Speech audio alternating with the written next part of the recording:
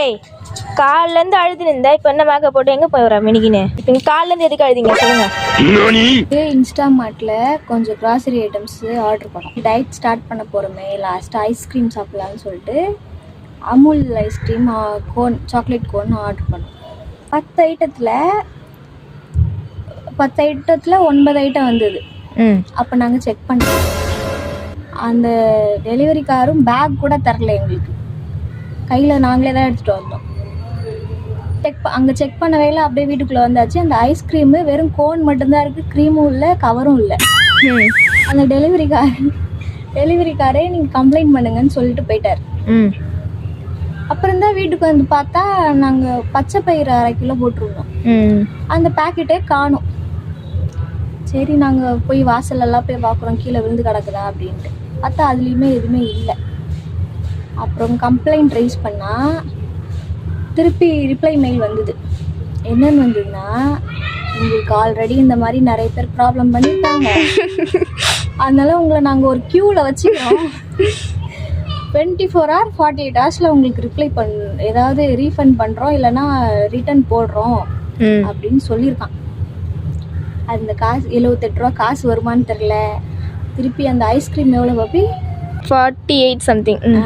78 + 48 130 ரூபா கிட்ட எங்களுக்கு லாஸ். அது வருமானு தெரில. சரி அதை விடுங்க. காலையில் தூங்கிட்டு இருந்தேன். 8:30 மணி இருக்கும். எங்கள் அப்பா பால் வாங்க என்னோட ஸ்கூட்டி தான் எடுத்துகிட்டு போயிருக்காரு. எடுத்துகிட்டு போனவர் அந்த வண்டி கண்ணாடி உடஞ்சிருக்கு. காலையில் பால் வாங்கிட்டு வந்தோடனே என்னை எழுப்புறாரு. ஏன் கண்ணாடி உடச்சா? கீழே போட்டியா வண்டியா? கீழே விழுந்துட்டியா அப்படின்னு வந்து கேட்குறாரு. நான் எப்போ கீழே நான் வண்டி இல்லையே, போடலையே, என்னாச்சுன்னு கேட்டதுக்கு பார்த்தா கண்ணாடி உடஞ்சிருக்கு. காலையில் தூங்கி எந்திரிச்சவளை எழுப்பி கண்ணாடி உடஞ்சிருக்குன்னு சொன்னால் எப்படி இருக்கும்? டே ஸ்டார்டிங்கே மைண்ட் அப்செட். காலில் ஒரு கொலுசு சத்தம் தான் கேட்குது, ஒரு கொலுசு சத்தம் கேட்கல. என்னடா கொலுசை காணுமேன்னு வீடெல்லாம் தேடுறேன், காணும்.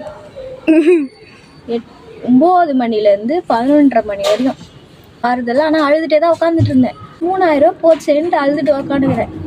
எங்கள் அம்மா வந்தாங்க. சரி அம்மா வந்துட்டாங்க, எடுத்து வச்சிருப்பாங்கன்னு நினச்சேம்மா அப்படின்னு கூப்பிட்றேன். வந்து திட்டுட்டு 3000 ரூபா கொலுசு தொலைச்சிட்டு உட்காந்துருக்க அப்படி இப்படின்னு. அப்புறம் பார்த்தா காலு கீழே இருந்த பில்லோ கவர் உள்ள கொலுசு இருந்திருக்கு. என் நல்ல நேரம் இந்த 2 நாள் அது ஒரு விஷயம் தான் நல்லதா நடந்திருக்கு. 2 மணி நேரத்தில் அந்த லட்சத்தில் தேடி இருக்காங்க.